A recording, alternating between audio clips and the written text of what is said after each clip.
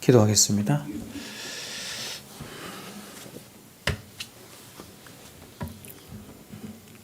귀하신 우리 하나님 아버지, 이 시간도 주의 말씀을 우리에게 들려주실 때 우리 심령이 가난한 마음, 또 애통하는 마음이 있어서 하나님의 말씀을 향한 갈급함 가운데 주여 올곧은 이 주의 말씀을 잘 들을 수 있도록 하나님 도와주시옵소서. 세상은 점점 어두워져 가고 세상은 점점 무질서에 가는 이때에 오직 주의 말씀만이 우리를 바로 인도할 수 있음을 주님 다시 한번 고백하오니, 주님 우리에게 말씀을 들려주실 때 성령께서 역사하사 그 말씀을 바르게 알아들을 수 있는 은혜가 있게 하여 주시옵소서. 예수님의 이름으로 기도하옵나이다. 아멘. 뒤에 히터 껐나요? 아, 그래요? 춥지 않으시죠? 네. 제가 지난주에 이제 창세기 18장 말씀을 전했죠. 18장 말씀 전하고, 이제 19장은 롯에 관한 이야기입니다. 그래서 18장과 19장이 이렇게 대조가 되는 말씀이다, 비교가 되는 말씀이다, 이렇게 제가 여러분에게 말씀드렸죠. 그러니까 롯에 관한 교훈을 우리가 19장에서 얻을 수 있는데, 제가 12장부터 아브라함의 이야기를 그야말로 아브라함에게 초점이 맞춰서 말씀을 전하고 있기 때문에 19장을 제가 좀 건너갔습니다. 그리고 20장은 그렇습니다. 창세기 12장에서 애굽에서 있었던 일, 그것이 다시 한번 반복되는 사건, 비슷한 사건이기 때문에 제가 20장을 그냥 넘어가고 오늘 21장, 그 21장과 22장 말씀을 좀 여러 번에 걸쳐서 좀 말씀을 전하고 아브라함의 믿음의 여정의 이야기를 제가 마치려고 합니다. 자, 오늘 우리는 창세기 12장에서부터 시작된 아브라함의 믿음의 생애 가운데 아브라함을 향하신 지속적이고 끊임없는 하나님의 이 언약, 하나님의 언약과 또한 그 언약을 성취해 가시는 하나님의 열심에 관한 이야기를 우리가 봅니다. 하나님은 아브라함을 75세 때 처음으로 찾아오셔서 그에게 실로 엄청난 약속을 하셨죠. 천지 만물을 지으신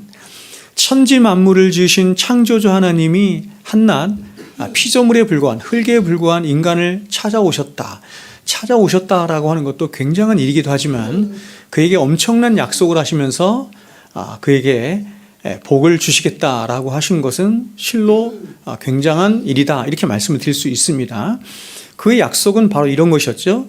내가 너로 큰 민족을 이루고 네게 복을 주어서 내 이름을 창대케 하리니 너는 복이 될지라. 옛 개혁 성경은 복의 근원이 될지라 이랬는데 복이 될지라 이렇게 말씀하셨습니다. 그리고 갈대우르를 떠나서 이제 기나긴 믿음의 여정을 하는 아브라함이 그 하나님의 약속을 잊어버릴만 하면 하나님이 다시 찾아오셔서 창세기 12장에서 약속하신 그 약속의 말씀을 다시 확인해 주시고, 그리고 또다시 시간이 흐르면서 다시 아브라함이 약속을 또한 잃어버릴 만하게 되면 하나님은 또다시 찾아오셔서 하나님의 그 약속에 대한 말씀을 또다시 확인시켜 주시는 것입니다. 몇 년 동안 그렇게 하셨냐면 25년 동안 그렇게 하십니다. 25년 동안이나 그렇게 하셨습니다.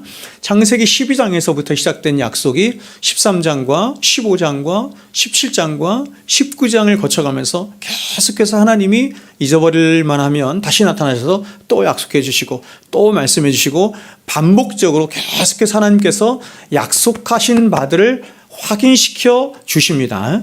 그리고 25년이 지난 바로 아브라함의 나이 이제 100세가 된 때에 비로소 하나님이 아브라함에게 약속하셨던 자녀에 대한 그 약속이 이 100세 때에 성취가 되고 있는 것입니다. 그러니까 자녀에 대한 약속을 이 75세 때에 약속하셨는데 25년이 지난 후 100세가 된 때에 하나님의 약속이 지금 성취가 되는 거예요.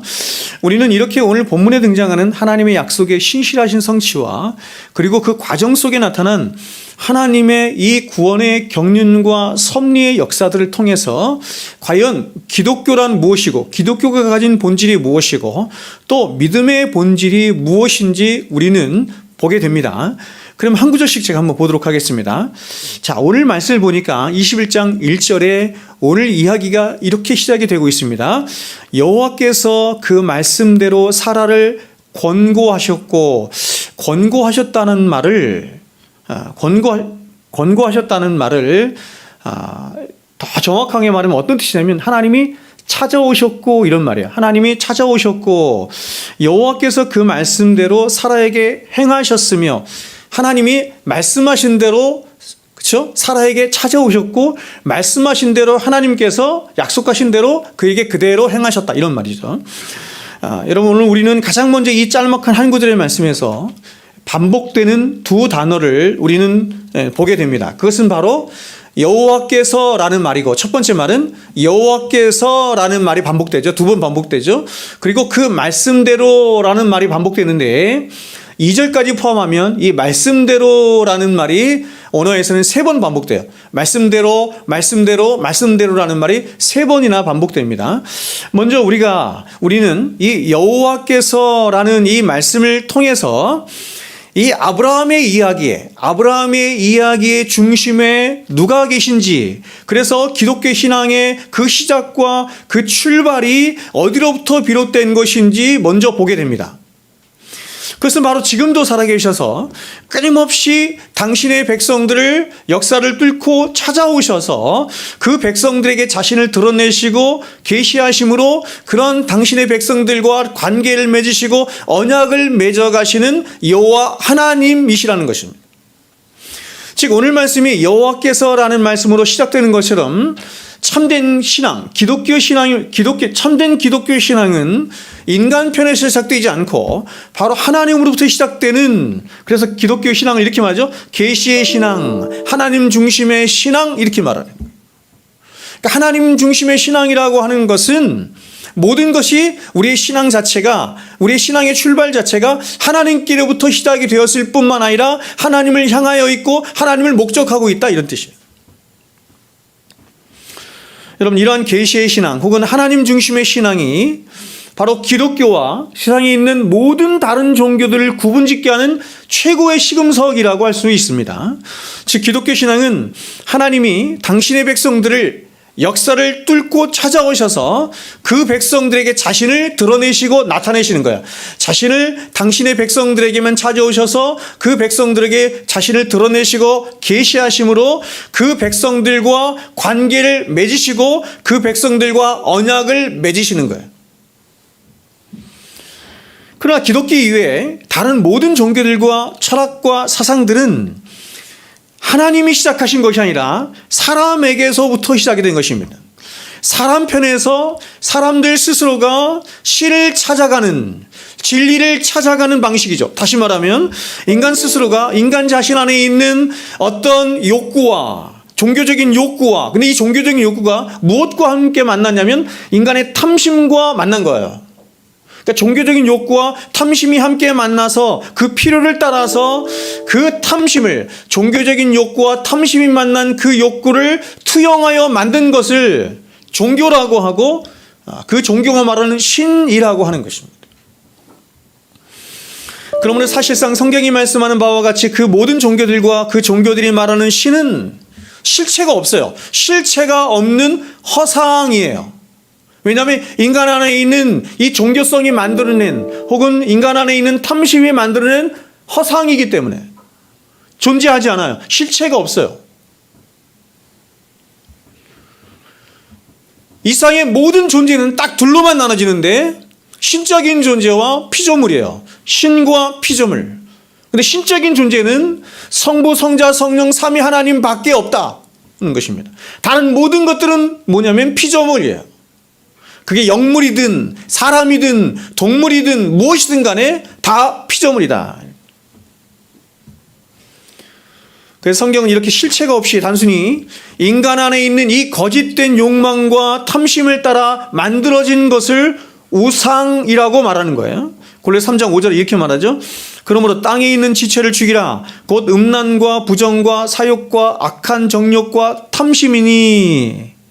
탐심은 우상 숭배니라. 특별히 탐심을 이야기하면서 탐심은 우상 숭배니라. 사람 안에 있는 탐심이 만들어낸 것이 바로 우상이다. 이렇게 말합니다. 그러니까 여러분, 세상에 있는 모든 종교들이, 그것이 고등 종교든 하등 종교든 상관없이 모든 종교들을 이렇게 볼 때 때로는 이렇게 그런 종교들을 보면 어떤 고상함이 있는 것 같고 어떤 고상한 윤리 도덕이 있는 것처럼 보이지만 그 안에 중심으로 가보면 다 뭐가 있냐면 사람 중심으로 되어 있는 거예요. 그러면 이러한 모든 우상들이 갖는 공통된 특징이 무엇이냐면 바로 모든 우상들은 한마디로 인간들이 자신들을 위하여 만든 허상이라는 것입니다. 그래서 이 세상에 있는 모든 우상들과 종교들은 그 존재의 목적 자체가 사람의 탐심으로부터 나온 것이기 때문에 철저하게 세상에 있는 모든 종교는 사람을 위하여 있습니다. 사람을 위하여 있어요. 세상 사람들이 종교를 갖는 이유가 뭐예요? 종교를 갖는 이유가 뭐예요? 다 뭐예요? 복받기 위해서 아닙니까? 자기가 잘 되기 위해서 아닙니까? 마음에 평안을 얻는 것도 자기가 잘 되는 거 아니에요? 천국에 가려고 하는 것도 그렇죠, 여러분? 복 받는 것도 다 그런 거 아닙니까? 그러나 여러분, 기독교는 그렇지 않습니다. 이에 반해서 기독교는 어떻습니까? 기독교 신앙은 철저하게 하나님으로부터 시작해서 천지 만물의 주자가 되신 하나님으로부터 시작해서 하나님의 나라와 하나님의 의와 그리고 하나님 당신의 영광을 위한 그 종착점으로 귀결되는 것이 바로 하나님 중심의 신앙을 말하는 기독교 신앙이에요.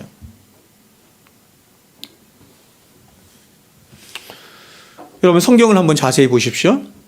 성경은 무슨 이야기를 합니까? 성경은 세상 역사에서 말하는 것처럼 인간들의 이야기를 말하고 있지 않아요.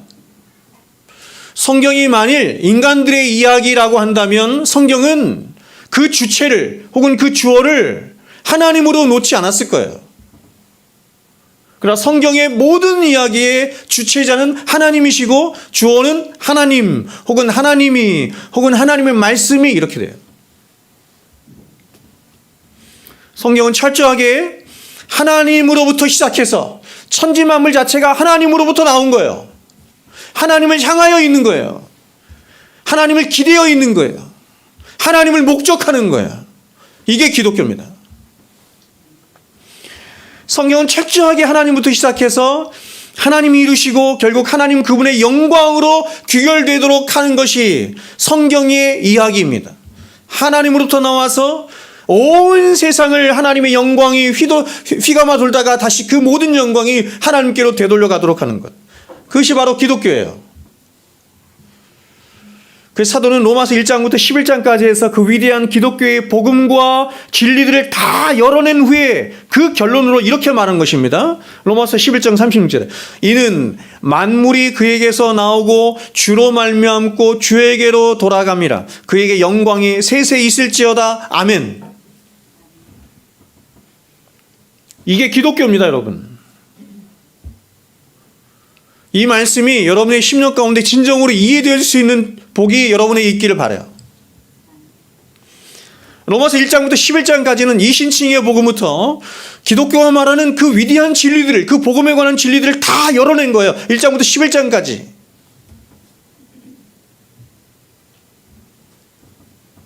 그래서 그 복음을 알고 그 복음을 깨달은 진정한 성도는 어떻게 살 수밖에 없느냐라고 하는 것을 접속사 그러므로로 연결하죠. 그래서 12장부터 16장까지가 그리스도인이 살아내야 할 필연의 삶을 말하는 거거든요.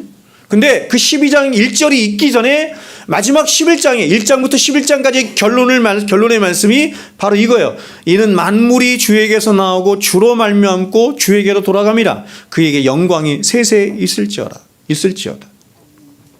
그러니까 여러분, 기독교 복음이 있게 된, 기독교 진리가 있게 된 가장 1차적이고 궁극적인 목적이 뭐냐면 하나님의 영광이다, 이렇게 말해요.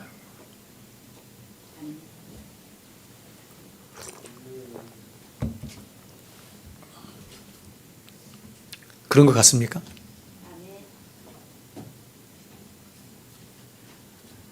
제가 예전에 로마서 강해를 하다가 이런 말씀을 드린 적이 있었는데,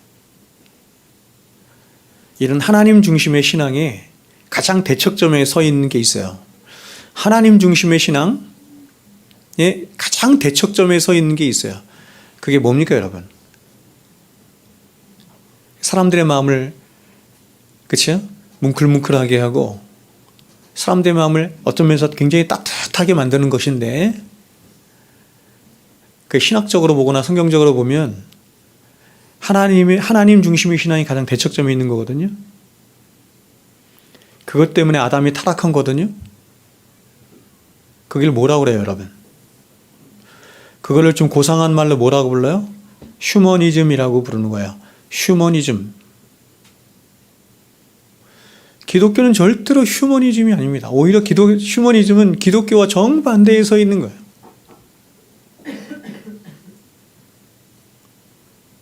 오늘날 기독교가 굉장히 타락한 중요한 이유 중에 하나가 뭐냐면, 기독교가 휴머니즘적 기독교가 되어가고 있다는 것입니다. 사람을 위하는 기독교가 되어가고 있다는 것입니다.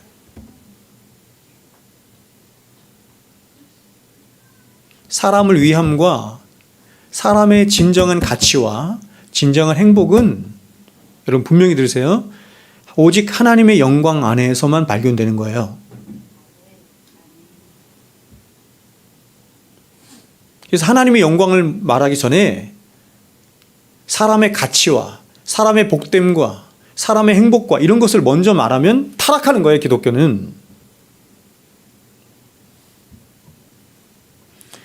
성경을 한번 보세요. 먼저 성경은 창세기 1장 1절에서 태초에 하나님이 천지를 창조하셨다 이렇게 말합니다. 그렇죠? 이렇게 말씀하시므로 이 세상이 누군가의 필요나 요청에 의해서 있게 된 것이 아니라 바로 하나님 자신의 일방적인 어떤 뜻과 의지에 따라서, 그리고 가장 중요한 건 당신 자신의 영광을 위해서 이 세상이 피조되었다 이렇게 말하는 거예요. 여러분, 이 세상 온 우주 만물이 하나님에 의해서 창조됐잖아요. 그 창조된 목적이 뭐예요? 이 세상의 존재의 목적이 뭐예요? 하나님 그분의 영광이에요, 여러분. 아멘이시죠? 그 사람의 제일 된 목적을 하나님을 영화롭게 하는 것과 영원토록 그분을 즐거워하는 것에 있다 이렇게 말하는 거예요. 우리가 하나님의 영광 안에 있을 때, 그 영광 안에서 하나님을 가장 즐거워할 때 인간이란 존재가 가장 가치 있을 수 있고 가장 행복할 수 있다 이렇게 말하는 거예요. 어줍지 않게 인간이 중심이 된 휴머니즘을 말하면 인간은 타락하는 거예요. 또한 성경은 타락한 인간을 위해서 하나님이 어떠한 일을 행하셨다 이렇게 말해요. 자, 하나님이, 성경이 말하는 하나님이 첫 번째로 행하신 건 뭐냐면 창조하신 거예요. 근데 그것도 하나님 당신의 영광을 위하여서 한 거죠. 근데 이 하나님이 창조하신 세상을 인간이 다 타락시키고 말았어요. 다 파괴시키고 말았어요. 근데 하나님은 그것을 그냥 두시지 않고 다시 회복하시고 구원할 계획을 가지셨어요. 타락한 인간들 스스로가 자신들의 구원을 위해서 어떤 것을 계획하고 어떤 일을 벌이고 어떤 활동을 하며 어떤 역사를 일으켰다 이렇게 말하는 게 아니라, 인간의 구원을 위한 모든 일을 하나님 편에서 하나님 스스로 생각하시고 계획하시고 행하셨으며 완성해 가시는데, 그 모든 하나님의 구원 계획의 중심에 혹은 목적에 하나님의 영광이 있다 이렇게 말하는 거예요.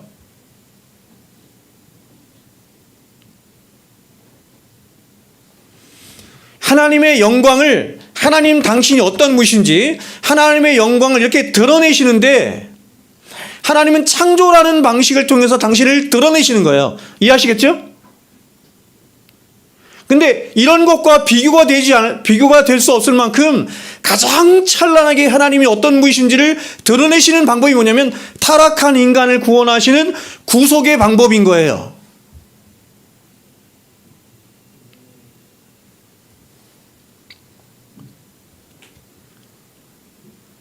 이 말이 좀 어려울 수 있겠죠, 그렇죠? 근데 여러분이 하나님 그분이 누구이신지를 정말 깊이 알고 깨닫게 되면 이 말이 전혀 이상하지도 않고 낯설지도 않아요. 너무 당연해.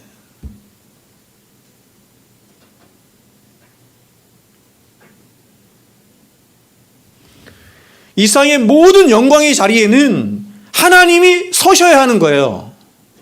하나님이 계셔야 하는 거예요.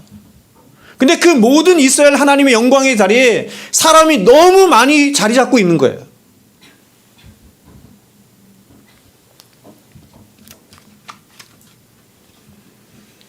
죄를 범한 것은 인간이 했어요. 그래서 하나님의 진노 아래 심판 아래 놓이게 되었어요. 그런데 그 하나님의 진노를 달래기 위해서 인간들이 한 일은, 혹은 인간들이 할 수 있는 일은 단 1도 없어요. 아니, 인간은 어떤 존재냐면 그 하나님의 진노를 달래야 할 필요성조차 알지 못한 채 그냥 죄를 먹고 마심으로 심판을 향해서 갈 수밖에 없는, 그래서 살아서나 죽어서나 어찌할 수 없는 존재를 성경이 사람이라고 해요. 여러분, 예수를 어떻게 믿게 됐습니까? 여러분이 집에서 곰곰이 생각해 보니까 나에게는 하나님이 필요한 것 같아. 나라고 하는 인간은 하나님이 없으면 절대로 내가 참된 가치, 그렇게 그저 사람답게 살 수 없을 것 같아. 구원에 이를 수 없을 것 같아. 이렇게 정말 생각해서 하나님을 찾아왔습니까? 그런 사람 없어요.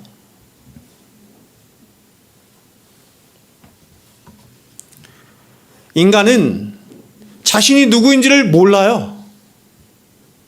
자신이 얼마나 부패하고 악한 존재인지를 몰라요. 그래서 인간들은 교회에 다니면서도 어떤 생각이 사실 많이 함몰되어 있냐면, 아니, 인간이 무슨 그렇게 큰 죄인이라고 지옥까지 보낸다는 말인가? 그게 하나님의 공의인가? 하나님의 정의인가? 이런 생각해요.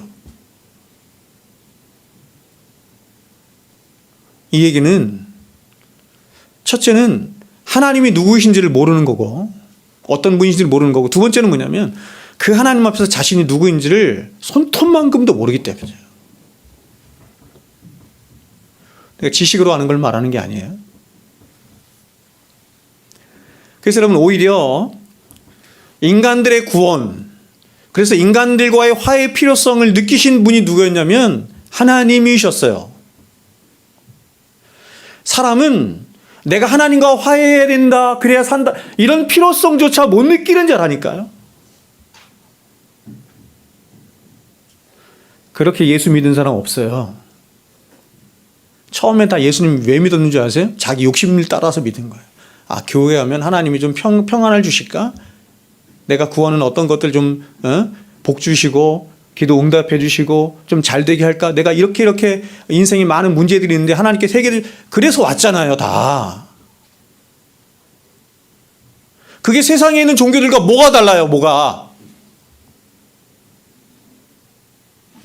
정한수에 이렇게 물 떠놓고 비는 것과 뭐가 달라요? 똑같이. 근데 우리는 다 그렇게 시작했어요. 그렇게 시작했지만 신앙이 깊어지면 깊어져. 이 얘기는 뭐냐면 하나님이 어떤 분이신지를 알면 알수록 우리의 신앙이 바뀌어진 거죠. 나 중심의 신앙에서 하나님 중심의 신앙으로 바뀌어지는 거예요.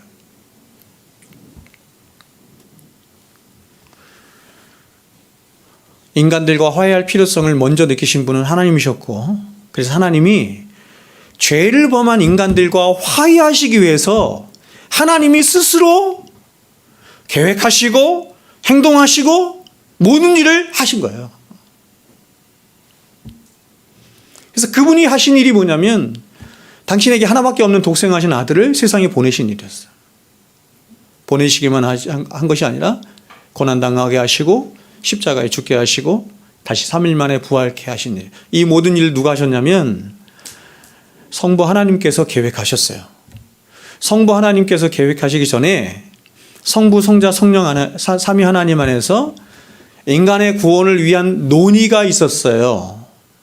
그래서 서로에게 약속하셨어요. 이걸 구속언약이라고 그래요.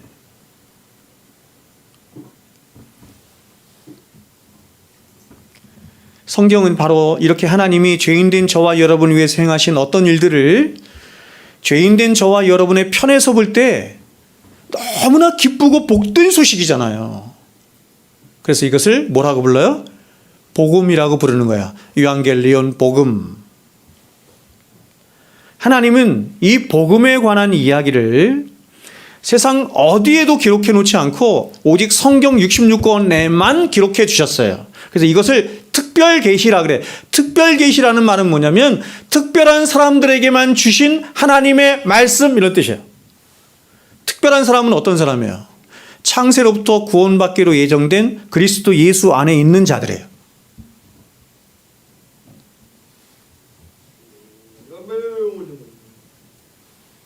놀라운 게 뭐냐면 복음이 이렇게 사람들에게 들려질 때 어떤 사람들은 이 복음 때문에 눈물을 흘리고 감동하고 기뻐하고 이 복음으로 인해서 자신의 인생을 다 바쳐. 아까 우리가 찬양했지만 그의 인자가 헤세드, 아가페를 말하는 거거든요. 하나님의 사랑이 생명보다 낫대요. 내 생명보다 낫대요.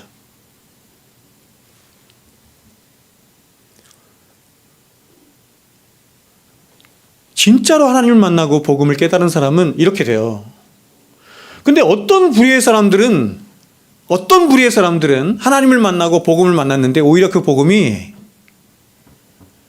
저 미련하고 어리석고 거친 거구나 라고 생각이 되는 거예요.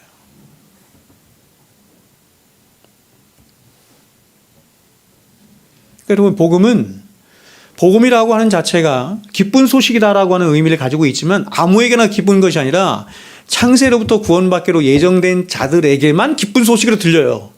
그것이 진리인데, 그것이 진짜 기쁜 소식인데 세상 사람들은 왜 그것을 기쁜 소식으로 못 듣냐면 여전히 죄로 인해서 하나님과의 모든 관계가 다 막혀있기 때문에.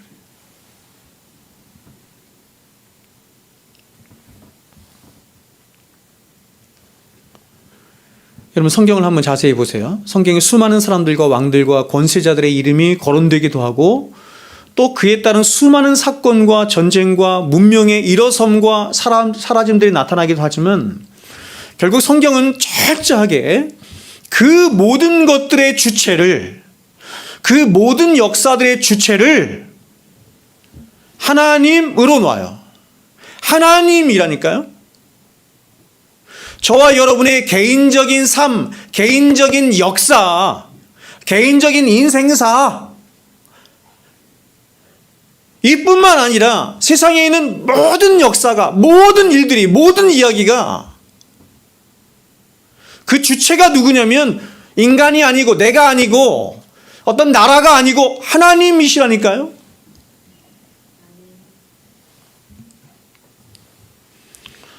오늘 말씀처럼 그래서 성경은 항상 이렇게 시작하는 거예요. 하나님이, 여호와께서 하나님이 말씀하여 이르시되,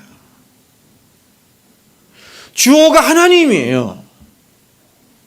그 성경이 하나님을 알파와 오메가 이렇게 말하죠. 알파와 오메가요, 처음과 시작이라고 말씀하신 이유가 여기 있는 거예요. 모든 역사의 시작과 그 과정과 끝이, 그 주체자가 누구냐? 하나님이시다, 이렇게 말하는 거예요.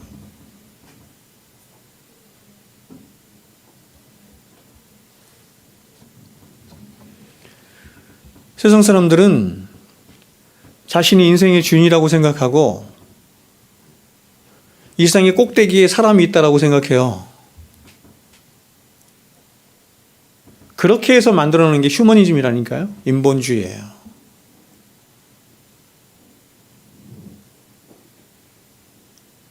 그러나 여러분, 이 세상에 가장 꼭대기에 누가 계시냐면 하나님이 계시는 것이고 모든 역사의 주체자는 하나님이세요.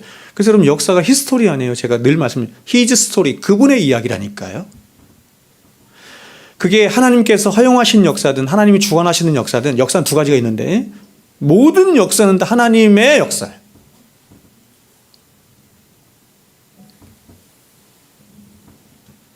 사람들은 생각하기를 수천 년이라는 역사를 마치 인간들 자신 스스로가 써내려간 것처럼 그렇게 생각하며 자랑하지만, 그러나 그 모든 역사들은 하나님의 주권과 섭리 안에 이미 창세전부터 작정이 되어 있었던 역사였으며, 또 앞으로 있게 될, 앞으로 전개될 모든 인간의 역사 또한 그러한 하나님의 계획하심과 주권과 섭리와 뜻 가운데 펼쳐질 하나님의 역사인 거예요. 그래서 하나님이 당신의 모든 생각을 정리해서 우리에게 기록해서 선물로 주셨어요.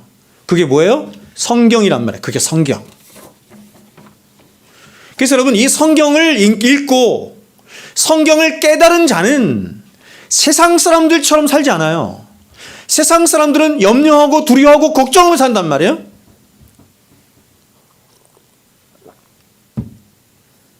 제가 지난주에 어떤 분을 만났어요. 어떤 분을 만났는데 그분이 저에게 얘기를 하더라고요. 교회를 떠난 이유가 너무 미래에 대한 두려움이 있어서 미래에 대한 두려움이 있으니 참 그렇게 많이 가진 사람도 두려워하더라고. 이 염려와 두려움을 떨쳐버릴 수가 없는 거야. 그러니 말씀도 안 들리고 하나님이 싫어지더래. 정답이에요, 여러분. 정답.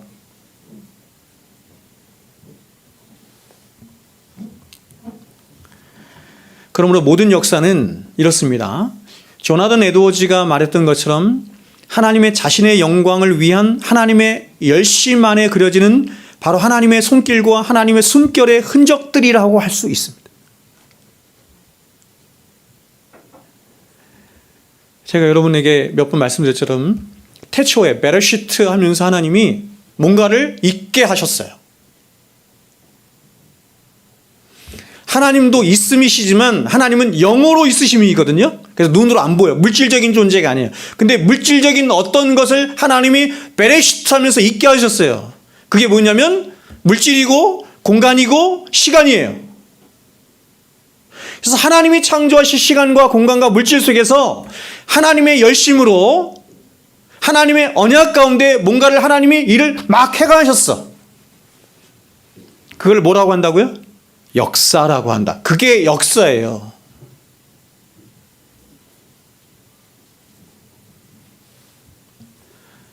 그러므로 여러분, 우리의 믿음의 출발이자 대상은 바로 이 하나님, 바로 모든 만물과 역사의 주인 되시고 주권자 되신 하나님께 두어야 하는 거예요. 그게 지혜로운 자예요. 여러분, 세상에 따라서 일일비하지 마세요. 역사의 주관자는 하나님이시고 하나님께서 우리에게 말씀하신 대로 세상은 흘러갈 거예요. 그래서 세상의 전문가라고 하는 사람들에게 가서 귀를 기울이고 그 사람들에게 기웃거리지 마시고 앞으로 역사가 어떻게 펼쳐질 것인지 그것을 기록한 성경에 가서 물어요. 하나님께 가서 물으시라고요. 그 하나님을 의존하라고요. 그 하나님을 믿으시라. 그게 지혜로운 거예요. 아멘이시죠?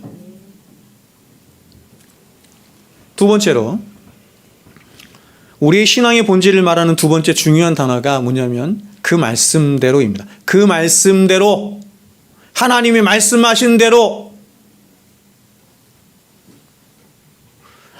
1절과 2절에 말씀대로라는 게 3번 등장해요. 우리의 신앙의 가장 중요한 본질 중에 하나가 뭐냐면 이것입니다. 천지를 창조하신 하나님, 전능하신 하나님, 역사의 주인 되신 하나님과 맺은 언약의 말씀을, 하나님이 우리와 언약을 맺으셨거든요. 언약을 맺으시면서 하신 말씀인데 그 언약의 말씀을 믿고 그 말씀을 붙드는 거래요. 그것이 신앙이래요. 그래서 아브라함의 믿음을 오늘 본문과 연관해서 사도가 로마서에서 이렇게 말한 거예요. 들어보십시오. 믿음이 없어 하나님의 약속을 의심치 않고, 믿음이 없어 하나님의 약속을 의심치 않고. 그러니까 믿음이 하나님의 약속을 의심하지 않고 붙들도록 했다, 이런 뜻이죠. 믿음에 견고하여져서 하나님께 영광을 돌리며 약속하신 그것을 또한 능히 이루실 줄 확신하였으니. 누가 그렇게 했다고요? 아브라함이 그렇게 했다. 아브라함이. 이게 아브라함 얘기거든요. 다시 말해 성경은 이렇게 말하는 거예요. 아브라함이라는 사람은 믿음의 사람이었대요. 여러분이 믿음의 사람이 되기를 축원드립니다. 아브라함은 믿음의 사람이었대요. 여러분 어디 가서 여러분 소개할 때 이렇게 소개하시면 좋아요. 나는 살아계신 하나님을 믿는 사람입니다. 나는 살아계신 하나님을 섬기는 사람입니다. 이게 구약의 족장들이 많이 자기를 소개하는 방식이었어요. 아브라함은 믿음의 사람이었는데 그 믿음의 핵심이 뭐였냐면 하나님께서 하신 약속이 어떤 약속이든 그 약속하신 바들을 의심치 않고 그대로 믿었을 뿐만 아니라 또 그 약속하신 바가 이루어질 때까지 참고 인내하고 기다렸다는 것입니다. 그러므로 성경이 말씀하는 믿음의 본질은 뭐냐면 하나님이 약속하신 모든 약속의 말씀들을 가감없이 그대로 믿고 그대로 의지함으로 끝까지 버티고 인내하고 참는 거예요. 그게 믿음이래요.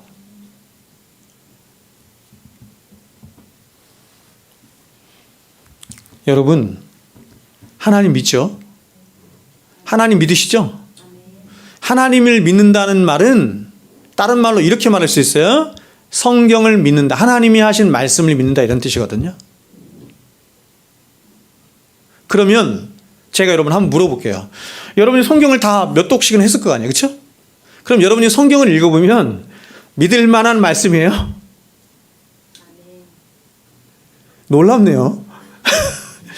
여러분 성경을 여러분이 읽어보시면 이 성경에서 하나님이 약속하신 이 말씀들이 믿을 만한 말씀 맞아요? 놀랍네요.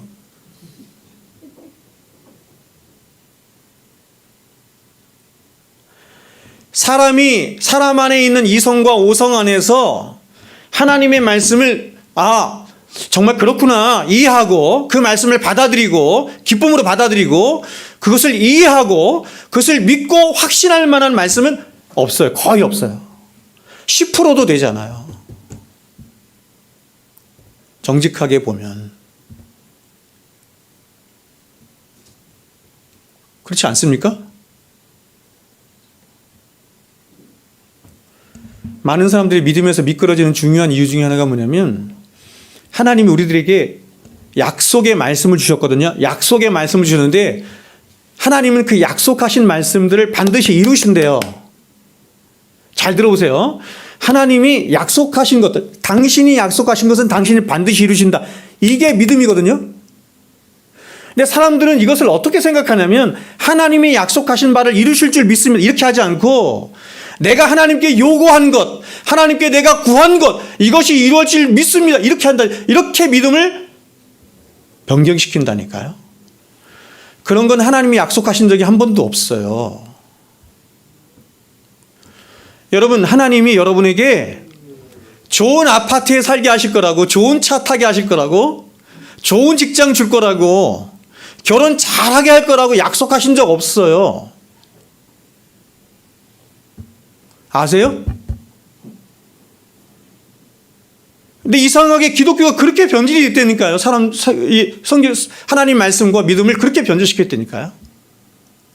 성경 어디를 봐도 하나님은 그런 약속을 하신 적이 없어요. 잘 보세요. 그래서 사람들은 자신의 탐심 안에 있는 것들이 하나님 이루실 줄 믿습니다. 그렇죠? 조용히도 안 해 그냥 믿습니다 이러잖아요. 근데 그게 안 이루어지면 실망하는 거예요. 실망.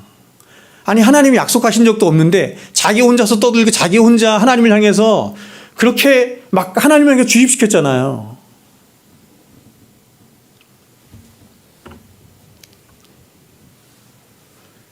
사도가 로마서 1장 17절에서 보세요. 오직 의인은 믿음으로 말미암아 살리라 했죠.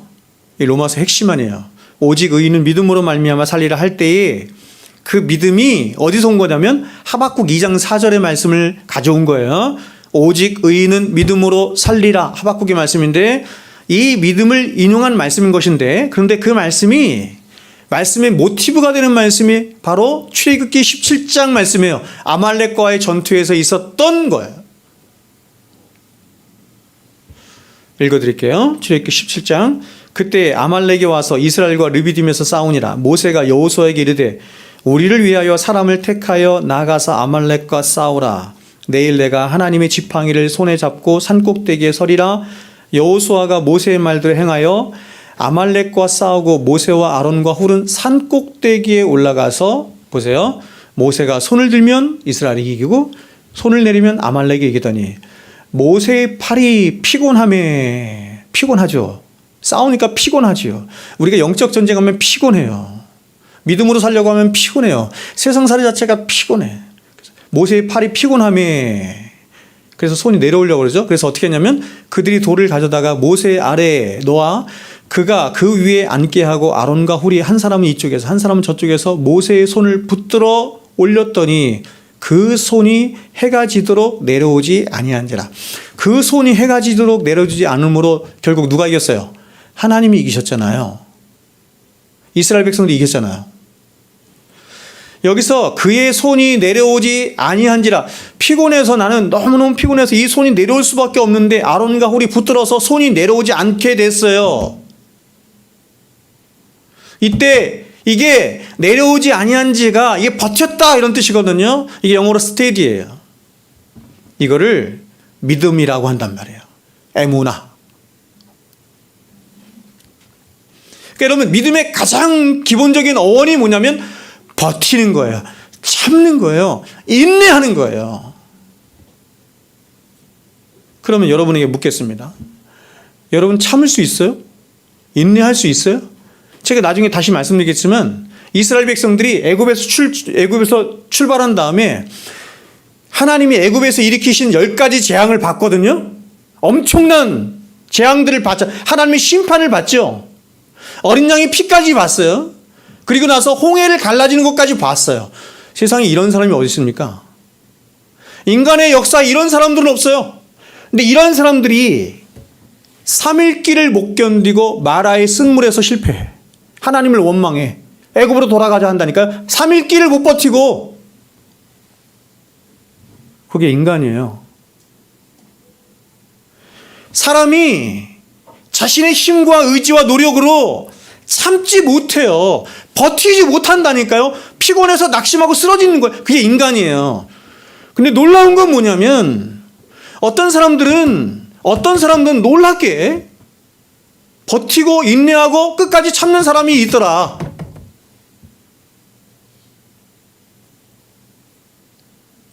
그러면 도대체 그렇게 참고 인내하고 버티도록 한 그 힘은 어디로부터 왔느냐는 것입니다. 인간은 그렇게 할 수 없는데 그게 믿음이잖아요. 제가 그게 믿음이라고 그랬잖아요. 에무나.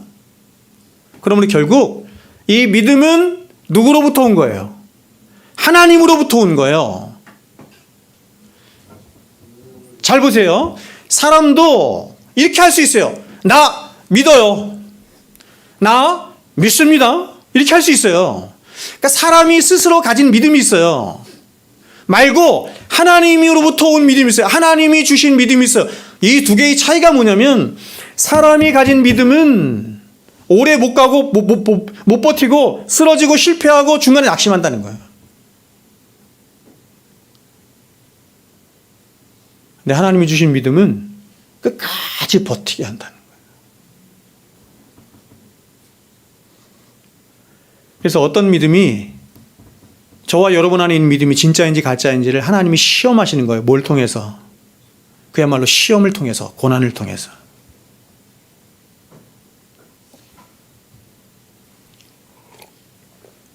그러면 여러분, 언제까지 의심하지 않고 언제까지 참고 기다려야만 합니까? 언제까지? How long?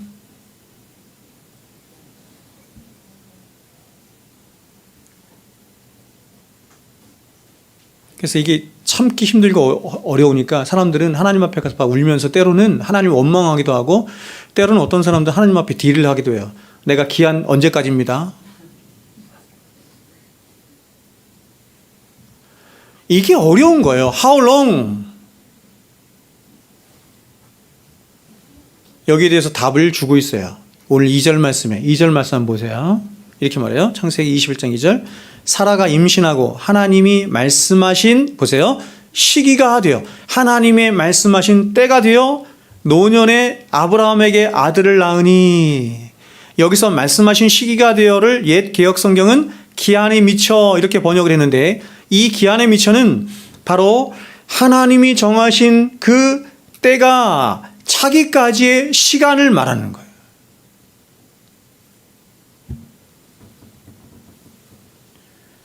우리가 알다시피 이 세상에는 두 종류의 시간이 있어요. 두 종류의 시간이 있어요. 태초에 하시면서 하나님이 창조하신 시간이 있어요. 그걸 크로노스의 시간이라고 해요. 지구의 자전을 따라서 밤과 낮이 바뀌고, 지구의 공전에 따라서 겨울이 가면 봄이 오고, 봄이 가면 여름이 가고, 여름이 가면 겨울이 오죠. 째깍째깍째깍 가는 시간, 연대기적 시간이라고 해요. 연대기적 시간. 하나님이 태초에 하시면서 이런 시간을 창조하신 거예요. 믿습니까? 저는 이런 말을 할 때마다 여러분이 믿는지 잘 궁금해요, 솔직히. 성경에 너무 우리가 믿을 수 없는 큰 단어들이 막 등장을 하는데 별로 여러분들은 의심하지도 않고 궁금해하지도 않고 그냥 믿더라고요. 근데 제가 솔직히 말해서 제 마음속에서 어떤 생각이냐면, 그런 여러분의 믿음이 진짜인지 가짜인지 잘 모르겠어요. 사람들은 따져보지도 않고 묻지도 않고 그냥 믿거든요. 믿는다고 얘기를 하거든요. 더군다나 목사들이 선동하잖아요. 믿습니까? 뭐 이러잖아요.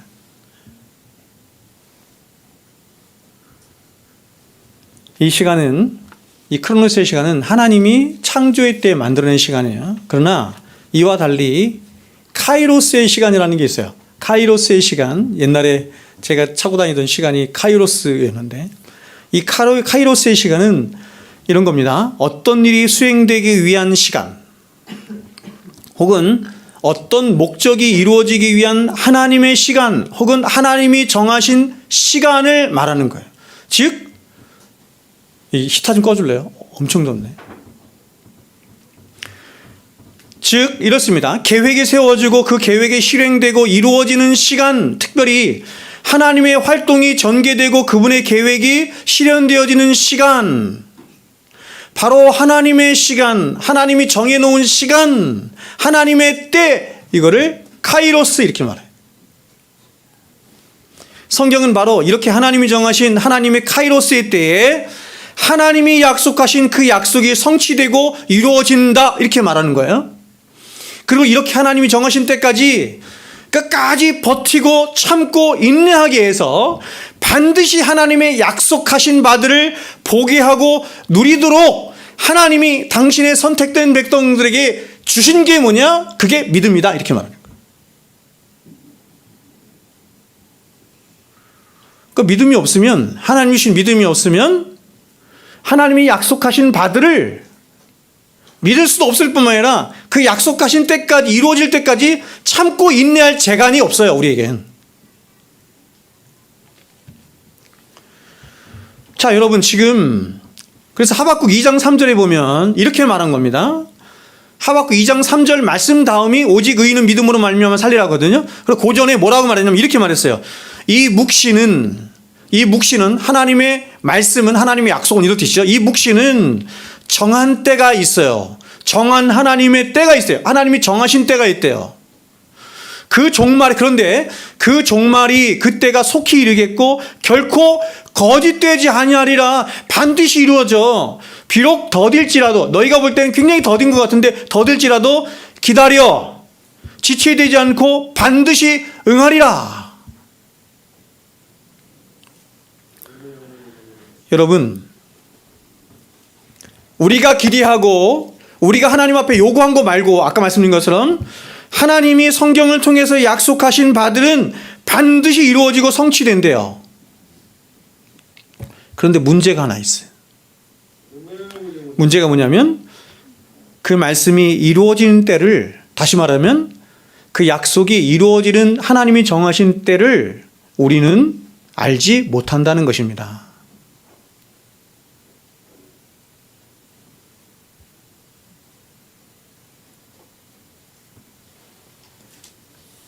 그래서 이렇게 하나님이 정하신 때까지 우리로 하여금 인내하게 하고 기다리게 하고 버티도록, 그래서 그 약속을 반드시 받아 누리도록 하기 위해서 하나님께서 우리에게 또 다른 뭔 선물을 주셨대요. 그걸 뭐라고 한다고요? 믿음이라고 한다고. 여러분, 믿음으로 살다가 포기하고 싶을 때 있었어요? 없었어요? 저는 수없이 많았어요.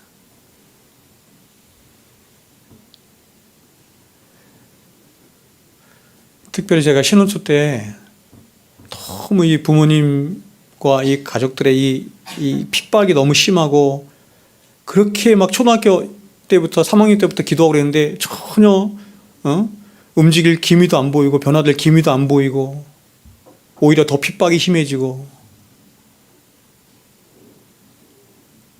그래서 제가 하나님 앞에 가서 기도했어요. 하나님, 그만하겠다고. 그만하겠습니다. 그 사명이고 뭐고 다 그만두고. 그때 전도사 때였는데 산에 가서 살겠습니다. 제가 이 신비적인 일들, 이런 것들을 잘 믿지는 않지만 그때 너무 선명하게 하나님께서 저에게 말씀하셨어요. 너무 선명하게, 너무 낙심되어 있을 때 선명하게 저한테 말씀하셨어요. 사랑하는 아들아, 다 왔느니라. 조금만 기다릴지어다. 다 왔다는 얘기가 무슨 얘기예요? 내가 정한 때가 거의 다 왔다, 이런 뜻이에요. 아브라함으로 말하면 25년이라고 하는 시간이 이제 하나님의 때가 찼다, 이런 거 아닙니까?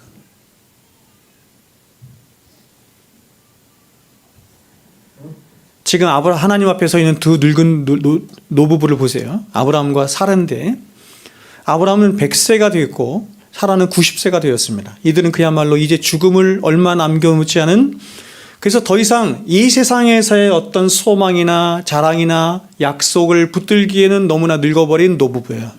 근데 이렇게 그 어떤 약속이나 소망도 남겨있지 않은 이들 노부부에게 아직도, 그리고 여전히 남아있는 하나가 있어요. 아무것도 소망이 없고 아무것도 남아있지 않은 이 늙은 두 노부부에게 하나가 남겨 있어요. 그것이 바로 25년 전에 하나님이 약속하신 약속의 말씀이에요. 이 두 늙은 부부가 기대고 의지할 게 아무것도 없는 거예요. 그 소망도 없는 거예요. 딱 하나 남아있는 게 뭐냐면 25년 전에 하나님이 약속하신 그 약속. 근데 여러분, 그 하나님의 약속은 여전히 약속으로 있어요. 왜냐하면 아직 이루어지지 않았으니까. 약속으로 있지만, 그러나 사실 25년 전 아브라함이 75세 때도 그랬지만, 아브라함의 나이 100세가 된 지금에는 더더욱 이 약속은 이루어지기가 불가능한 약속이 되어버렸어요.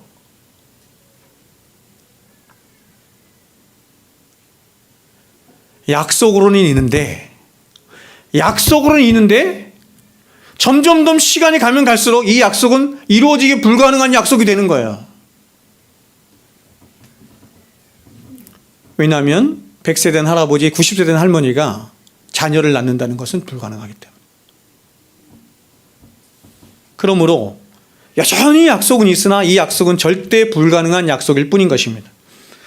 그런데 여러분, 놀라운 건 뭐냐면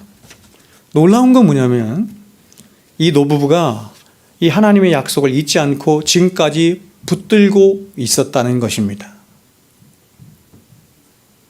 누가 그렇게 했어요? 하나님이 그렇게 하셨죠. 어떻게 해요? 찾아오시잖아요, 계속. 12장에서 약속하신 것을 13장에서 15장에서 17장에서 19장에서 계속 찾아오시잖아요.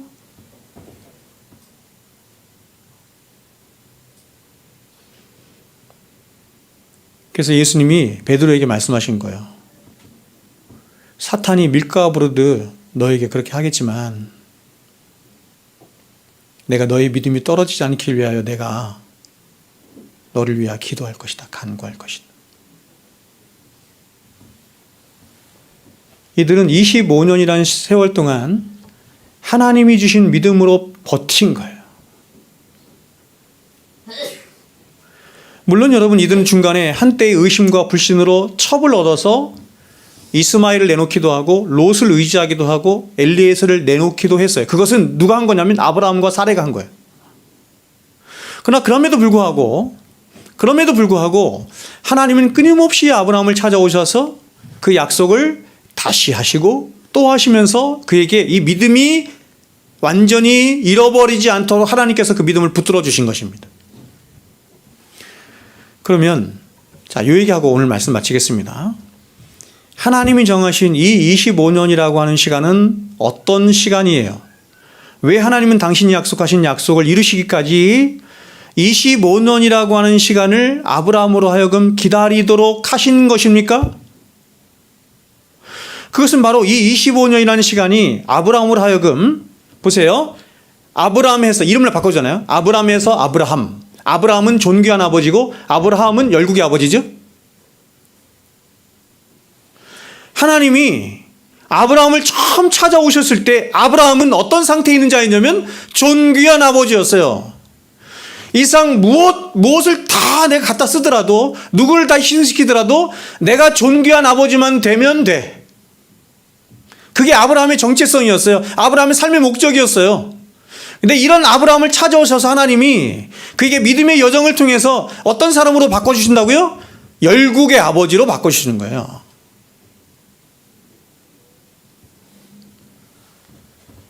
그 시간이 25년이 필요했던 것입니다.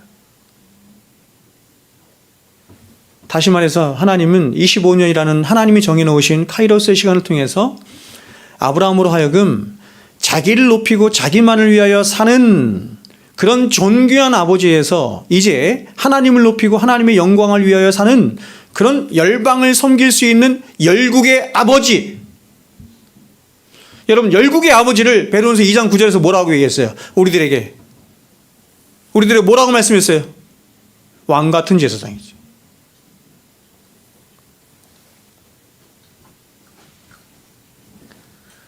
그러므로 여러분, 하나님은 시간 속에서 일하시는 하나님이신 것입니다. 바로 하나님의 약속을 기다리는 그 오랜 기다림의 시간 속에서 하나님은 저와 여러분으로 하여금 오직 하나님만 의지하고 하나님만 사랑하며 하나님 말씀에만 순종하며 사는, 그래서 그런 절대 의존의 심령 가운데 오직 오롯이 하나님의 능력만 나타나도록 해서 열국을 섬기도록 하는 그런 왕같은 제사장으로 살도록 하기 위해서 하나님은 당신이 창조하신 시간 속에서 당신이 일하심으로 시간 속에서 우리를 그런 왕같은 제사장으로 빚어 만드시는 일을 하시는 거예요. 하나님이 태초에 하시면서 시간을 창조하시고 물질을 창조하시고 공간을 창조하신 이유가 어디인 줄 아시겠죠? 1차적인 목적은 당신의 영광을 위한 것이고 두 번째 목적은 누구에게 있는 거예요? 당신의 백성들을 위한 것이 있는 거예요.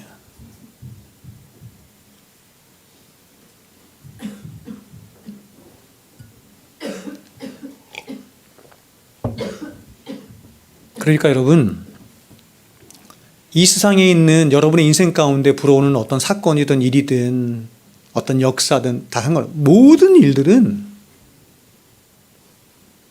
다 여러분을 위하여 있는 거예요.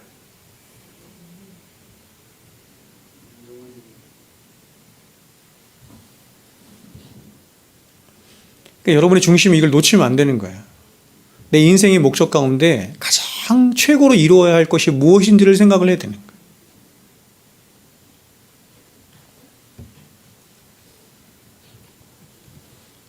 그래서 종국에는 그 정금 같은 믿음으로 말미암아 우리의 모든 이성의 한계와 상식을 뛰어넘는 바로 하나님이 약속하신 그 영광스러운 천국을 가장 기쁨과 감격과 환영 가운데 물려받게 하시는 위대한 상속자가 되도록 하시는 것입니다.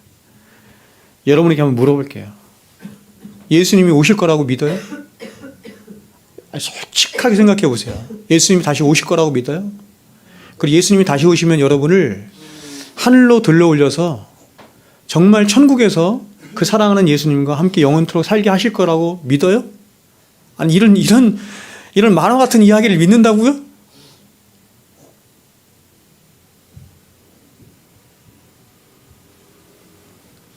그래서 베드로전서에서 이렇게 표현한 거예요. 그래서 이게 진짜 믿어지도록 하나님이 하시는 거라니까요. 역사 속에서 일하시는 거라니까요. 보세요. 1장 7절에 너희 믿음의 확실함은 불로 연단하여도 없어질 금보다 더 귀하여 예수 그리스도께서 나타나실 때의 칭찬과 영광과 존귀를 얻게 하려 할 것이니라.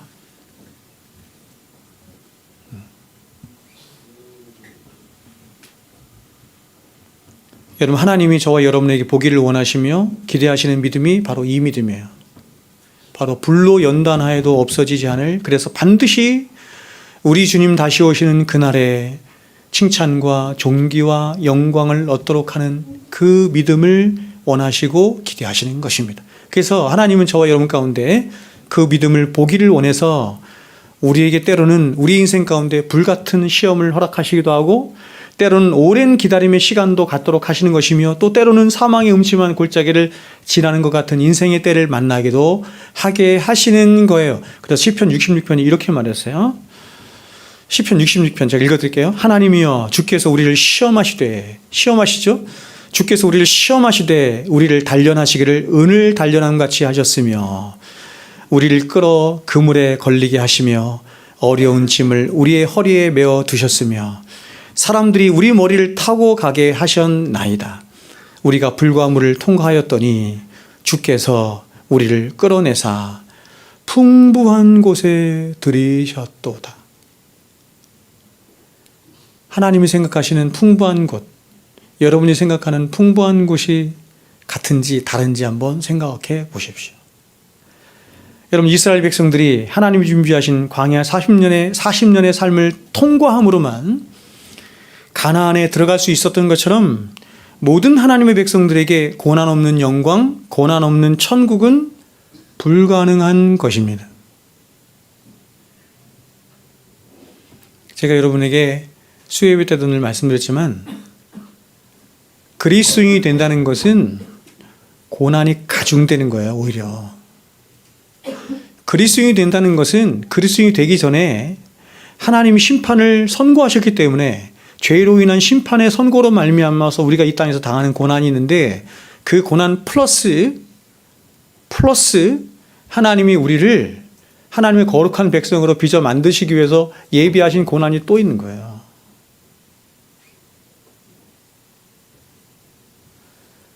여러분, 이것을 아는 것과 모르는 게 얼마나 차이가 있냐면, 이걸 모르면 이런 고난이 찾아올 때 하나님 왜 이러십니까? 이런다니까요.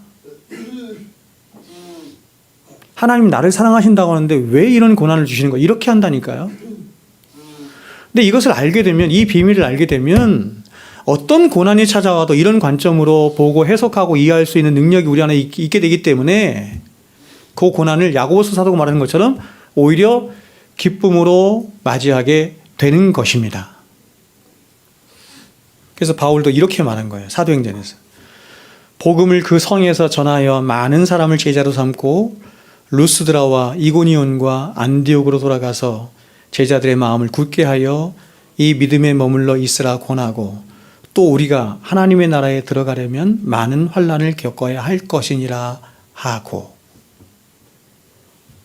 그래서 여러분, 하나님이 저와 여러분을 그런 하나님의 거룩한 백성으로 만드시기 위해서 이스라엘 백성들을 광야로 보내신 것처럼, 우리도 물도 없고, 그렇죠? 양식도 없고 고생만 있고 위험만 있는 광야 같은 이 세상으로 보내시는 거예요. 제가 여러분에게 여러 번 말씀드렸던 것처럼, 광야라는 말이 히브리어로 뭐예요? 데바르예요. 광야라는 말이 히브리어로 데바르인데, 말씀이라는 말이 히브리어로 뭐냐면 다바르예요. 같은 어원을 가지고 있는 거예요. 여러분, 하나님이 이스라엘 백성들을 신명기 8장에서 분명히 말씀하죠. 하나님이 이스라엘 백성들을 광야로 왜 보내셨다고 말씀해요. 하나님이 보내신 거거든요. 왜 보내셨다고 그래요? 사람이 떡으로만 사는 것이 아니라 오직 하나님의 말씀으로 사는 것을 배우게 하기 위함이죠. 어디서 배워요? 그거를 광야에서 배우는 거예요.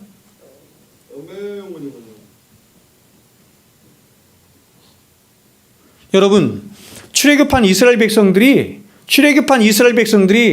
진짜 하나님을 안다고 생각하세요?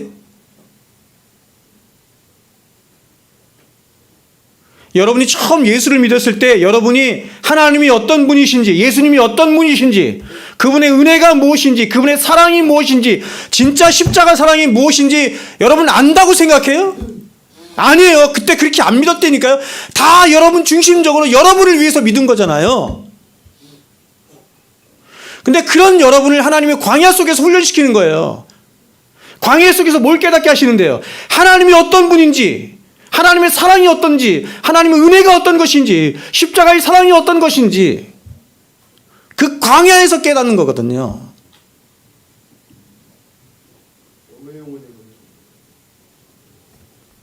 그래요, 안 그래요, 여러분? 그래서 여러분, 광야는 우리를 저주하는 자리도 아니고, 우리를 고생시키는 자리도 아니고, 광야는 하나님의 말씀이 들려지고, 말씀을 들을 수 있게 하고, 하나님이 어떤 분이신지를 그 말씀을 통해서 깨닫게 하고, 그 말씀을 통해서 하나님의 그 위대한 십자가의 사랑을 깨닫게 하는 은혜의 자리인 거예요. 이스라엘 백성들에게 광야가 없었다고 한다면 그들이 어떻게 하나님을 알아요? 그들에게 광야가 없었다고 한다면 그들이 어떻게 하나님의 은혜와 사랑이 어떤 것인지를 알아요.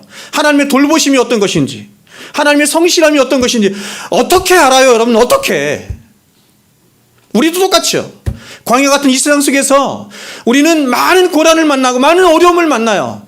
그러나 그런 속에서 우리는 하나님을 배워가는 거예요. 하나님의 은혜를 깨달아가는 거예요. 하나님의 사랑을 깨달아가는 거예요. 아멘이시죠?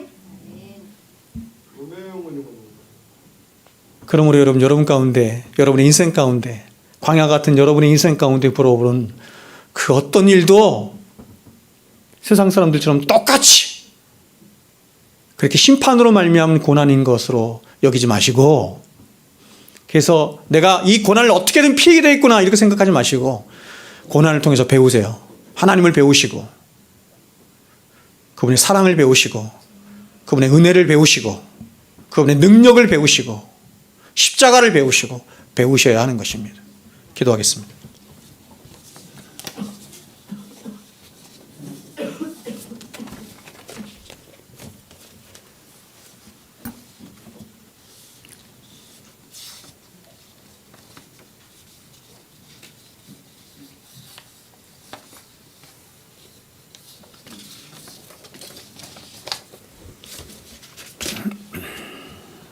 귀하신 주님,